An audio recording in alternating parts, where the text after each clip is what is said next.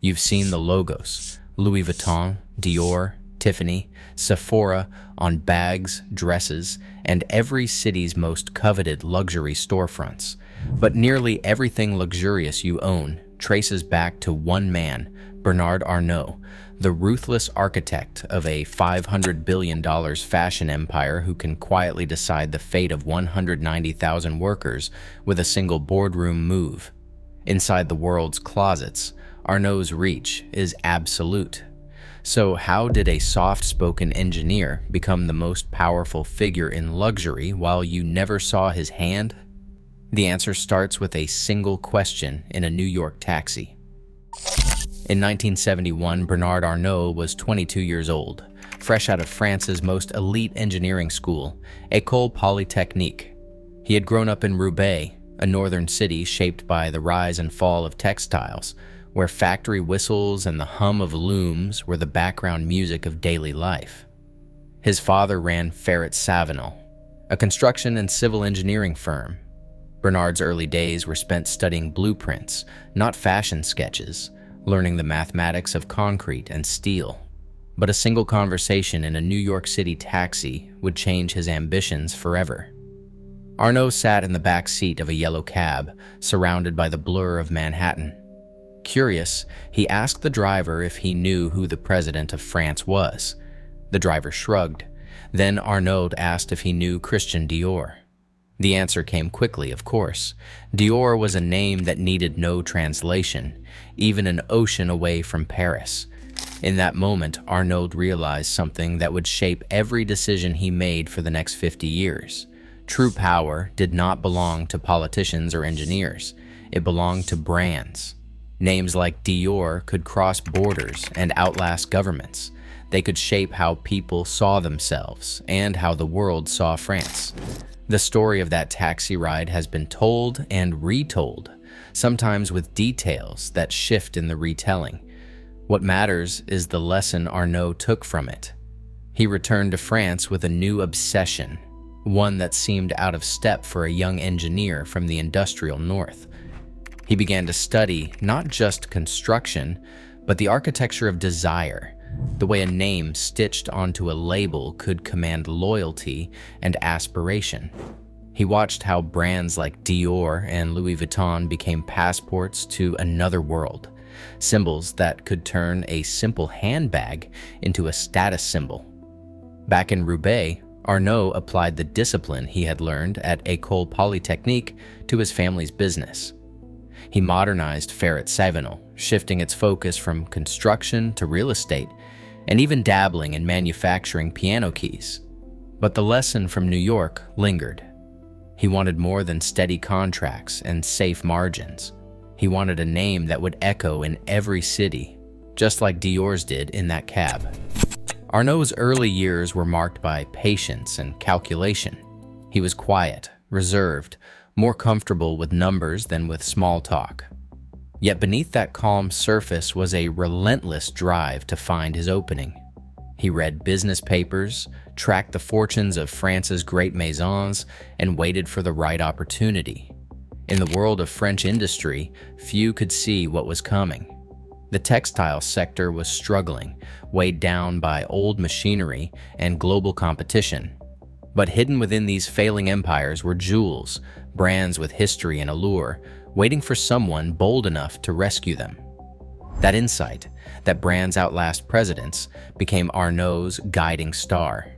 He understood that prestige could be bought, that heritage could be acquired, and that the right name could open doors in every capital.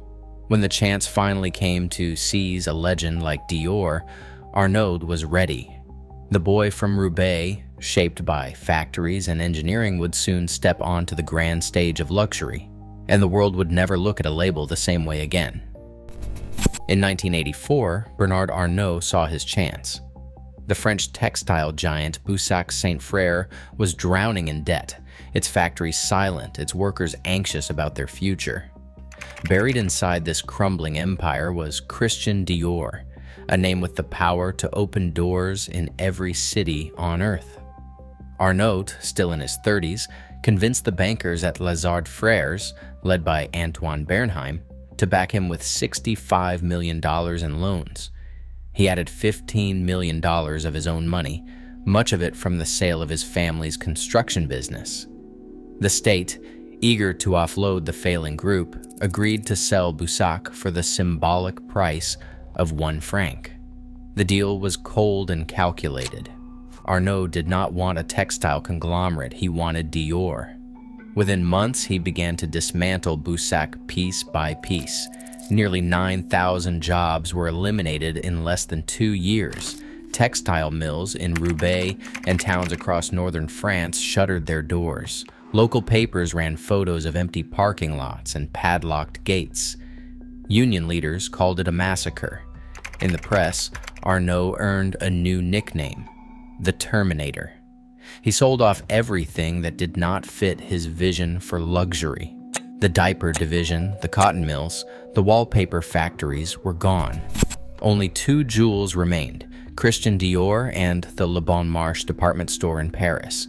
The rest was liquidated to pay down debt and fund a rebirth. The numbers told a stark story. In 1987, just 3 years after the takeover, the slimmed-down group posted $1.9 billion in revenue and $112 million in profit. What had been a bankrupt relic was now a lean, cash-generating machine. For the workers left behind, the transformation was brutal.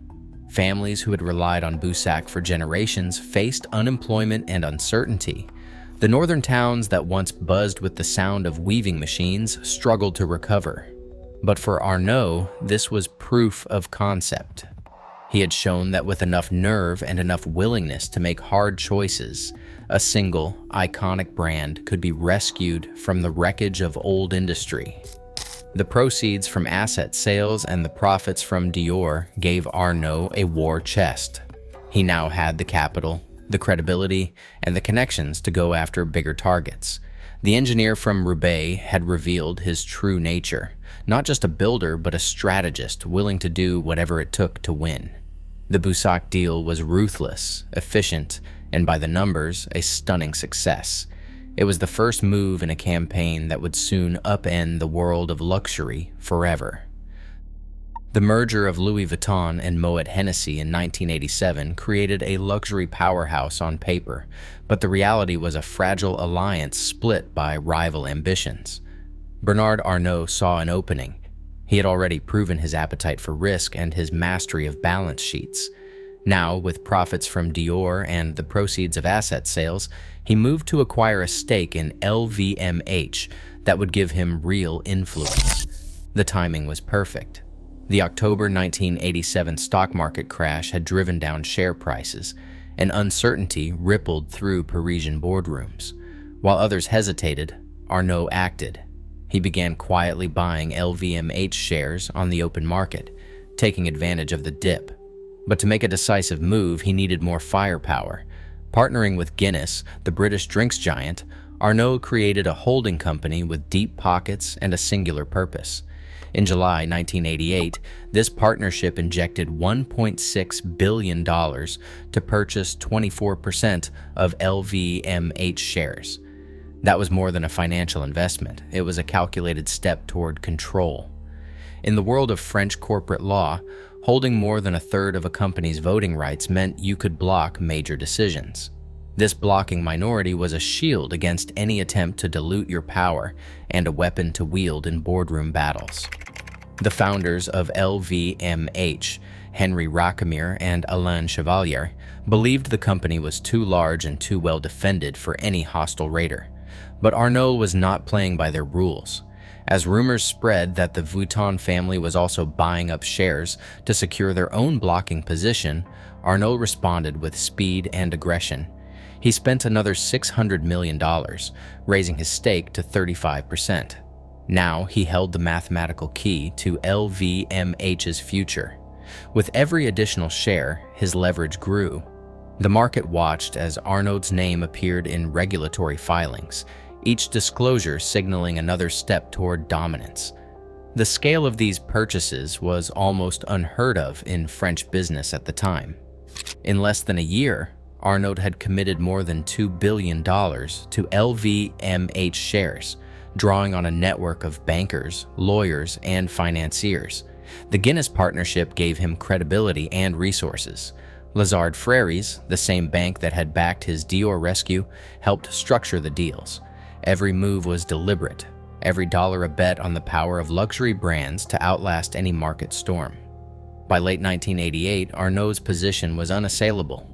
With 35% of the company's shares, he could block any attempt to change the bylaws, merge with another firm, or break up the group. The founders who had once welcomed him as a stabilizing force were now facing a new reality. Arnault had quietly, methodically, and legally maneuvered himself into the heart of LVMH. The stage was set for a confrontation that would decide the fate of the world's largest luxury group. For now, the numbers told the story. $1.6 billion for 24%, $600 million more for 35%. In the high-stakes world of global luxury, control was not won with words, but with shares, and Bernard Arnault had just bought himself a seat at the very top. January 1989 brought the confrontation that would decide the future of LVMH. Bernard Arnault, just 40 years old, arrived at the boardroom with a war chest that dwarfed anything seen in French luxury before. Over the previous months, he had spent another $500 million, raising his stake to 43.5% of LVMH shares and locking in 35% of the voting rights. In the language of French corporate law, this was the blocking minority. Arnault could veto any move that threatened his position. He could stop mergers, prevent hostile bids, and dictate the company's direction. For the founders and their allies, the numbers were now impossible to ignore. Henri Racamier, the patriarch of Louis Vuitton, had once welcomed Arnault as a stabilizing force, a white knight to balance the power struggles inside the new conglomerate. But as the board convened in January, it was clear Arnault had outmaneuvered everyone. He arrived with the votes, the legal backing, and the support of the key financiers who had watched his rise from the sidelines. The meeting that followed was swift and clinical. Arnault was unanimously elected chairman of the executive management board. Racamier, stripped of his authority, found himself isolated. The man who had built Louis Vuitton into a global icon was now powerless in his own house. The press called it a coup, but there was no drama in the room, just the cold certainty of numbers and the signatures on share certificates. Arnault's allies moved quickly, removing Racamier from the board of directors. In a matter of hours, the elegant engineer from Roubaix had become the undisputed master of LVMH. The financial press tried to keep pace, reporting on the $500 million spent to clinch the final stake, the 43.5% shareholding, the 35% voting block. For Arnault, it was not just about the numbers, it was about control. With the boardroom cleared of rivals, he could now pursue acquisitions and strategies without interference. Racamier did not go quietly. He challenged the takeover in French courts, arguing that Arnault's tactics breached the spirit of the company's founding agreement. But in May 1989, the court ruled in Arnault's favor. The takeover was validated. No irregularity had been committed. The law was on Arnault's side, and so was the future of the world's largest luxury group. Behind the scenes, bankers from Lazard and Guinness counted their returns. The legal teams closed their files. For the luxury industry, a new era had begun. Arnault's rise wasn't just about one boardroom or one company. It was about the triumph of calculation over sentiment, of strategy over tradition. The man who once studied blueprints in Roubaix now had the keys to a $500 billion empire. The blocking vote was more than a legal tool. It was the lever that moved the world of luxury. From this moment on, Bernard Arnault would decide what the world wore, drank, and desired. Kenzo Takada's bold prints and Japanese-French fusion made waves in Paris. By 1993, his namesake brand needed new energy. Bernard Arnault stepped in and added Kenzo to the LVMH family. The acquisition was not just about a label, it was about injecting global flair into a portfolio that was becoming a powerhouse. 3 years later, Celine joined the group. Once a quiet, ready-to-wear house, Celine was transformed with fresh design talent and a push toward Italian manufacturing. Paychecks for top executives grew, and the brand's profile soared. By the late 1990s, Arnault's appetite for expansion was in full swing. In 1998, LVMH snapped up Marc Jacobs, the New York designer who would soon become a household name. Jacobs was given creative control at Louis Vuitton as well, blending American edge with Parisian heritage. That same year, LVMH acquired Sephora, a French beauty retailer with just a handful of stores. Under Arnault, Sephora exploded, tripling its footprint, launching e-commerce and setting new standards for beauty retail worldwide. Employees felt the pressure: more stores, tighter targets, a relentless drive for growth. Cosmetics became the next frontier. In 1999, Benefit Cosmetics and Makeup Forever joined the fold. Benefit brought quirky San Francisco charm. Makeup Forever offered professional-grade artistry. Both were quickly integrated into Sephora's shelves, creating a self-reinforcing engine of sales and brand loyalty. This was Arnault's blueprint: acquire heritage brands with untapped potential, install visionary creative directors, and unleash the resources of a global conglomerate.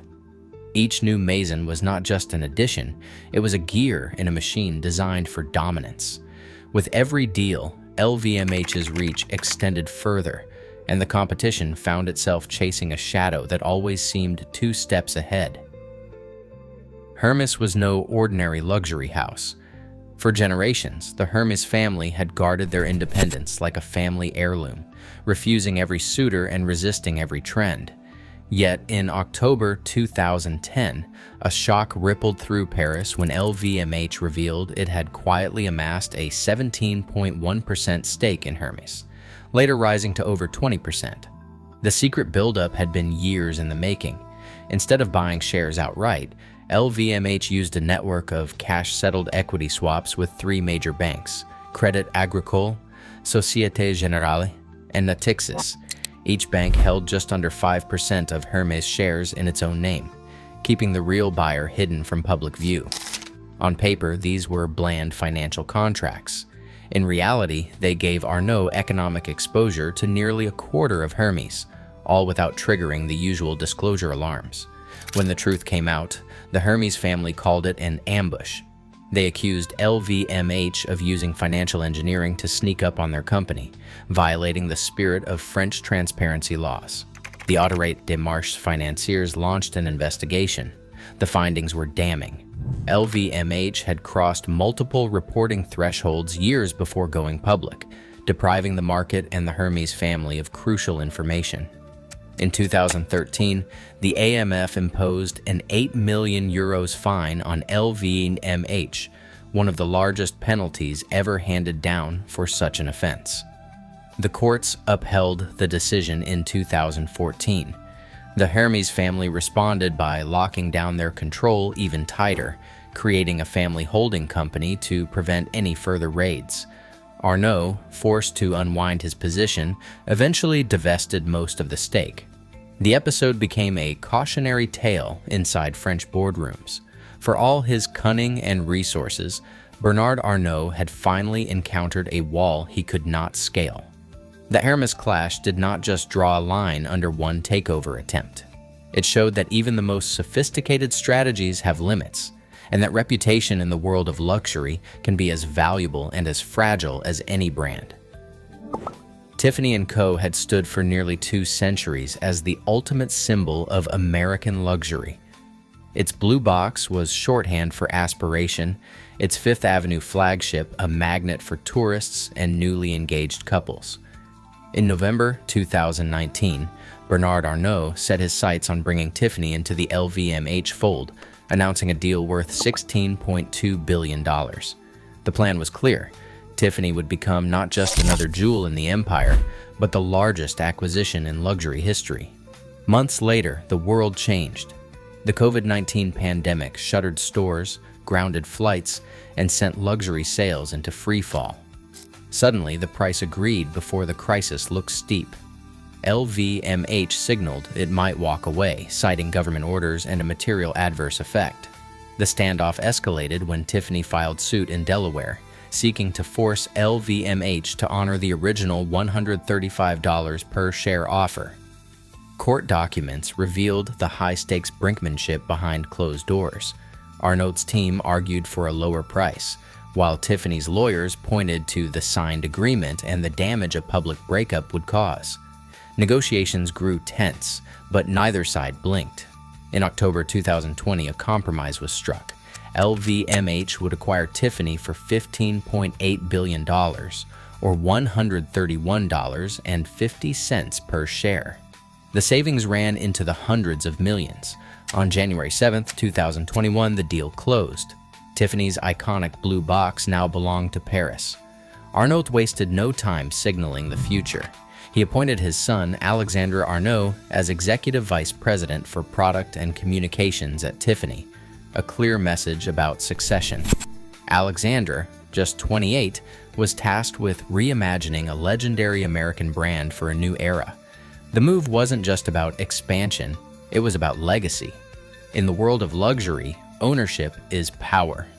For the Arnault family, Tiffany was both a prize and a proving ground for the next generation.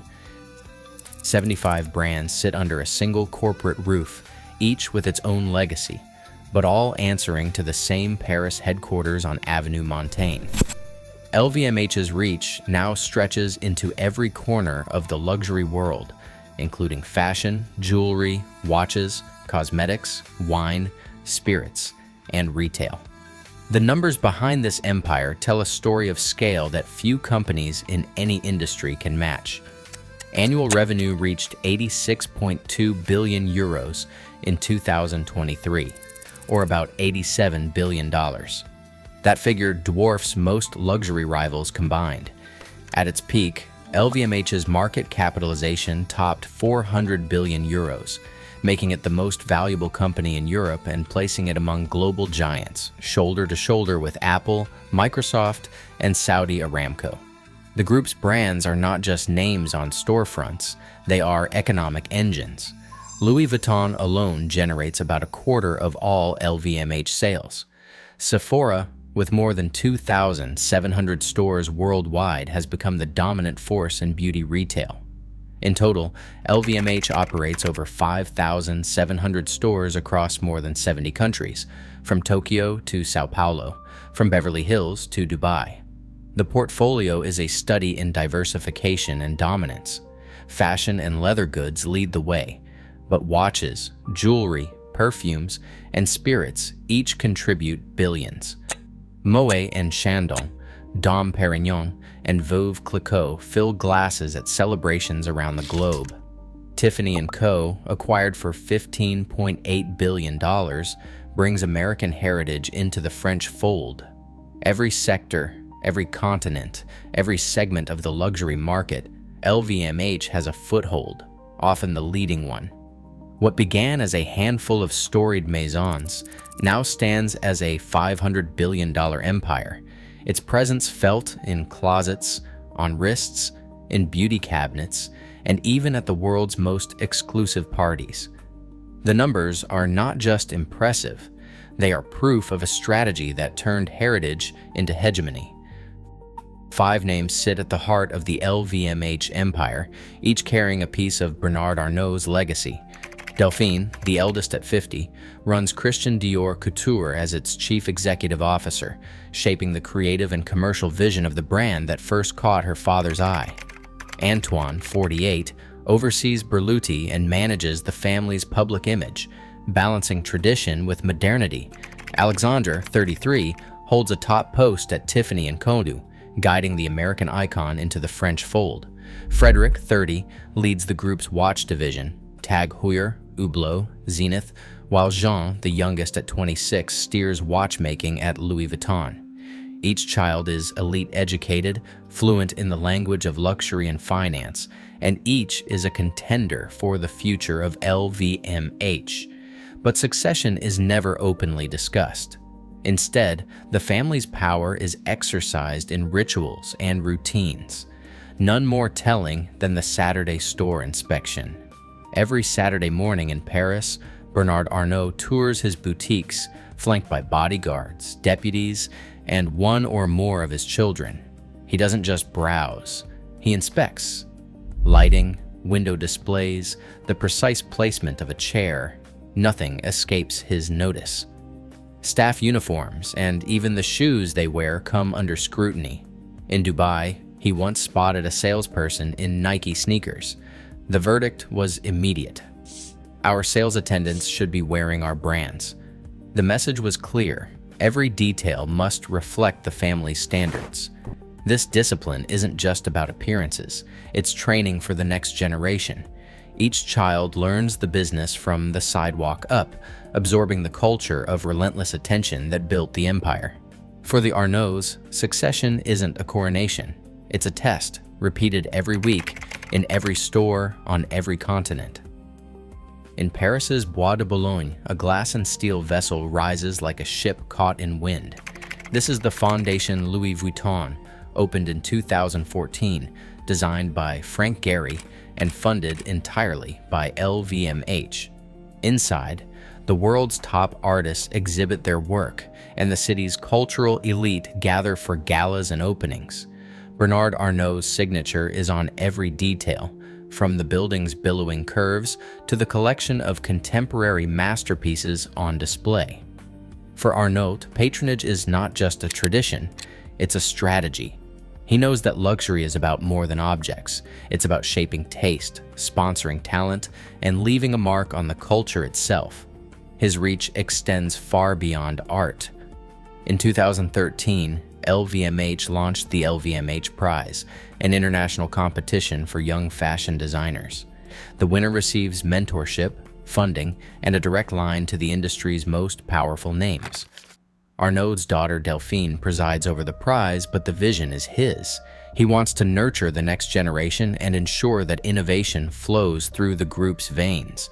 When Notre Dame Cathedral burned in 2019, Arnault and LVMH pledged 200 million euros for its restoration. That was more than any other donor. Some praised the gesture as an act of national solidarity. Others questioned the motives.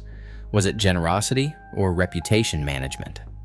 In 2024, LVMH became a lead sponsor of the Paris Olympics, with its brands woven into every ceremony, uniform, and celebration. Arnault's empire is now inseparable from France's image on the world stage. Whether building museums or saving cathedrals, his name stands atop the marquee, not just as a businessman, but as a cultural architect.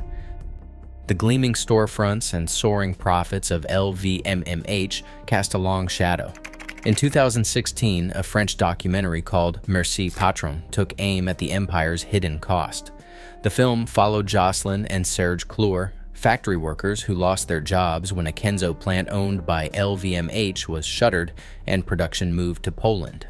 Their story became a microcosm of a broader pattern: French towns hollowed out, livelihoods sacrificed in the name of efficiency. The film's satirical tone struck a nerve, and it went on to win the César Award for Best Documentary. For the Clours and hundreds like them, the LVMH logo meant unemployment, not aspiration. After the film's release, allegations surfaced that LVMH had hired private investigators to watch the filmmakers. Reports pointed to Bernard Squarcini, a former French intelligence chief, who was said to have orchestrated surveillance on behalf of the company. The case made headlines, fueling a debate about the lengths to which power will go to protect its image. In 2024, under questioning about these tactics and the original factory closures, Arnault responded with a single number. He said, "I have created 190,000 jobs since.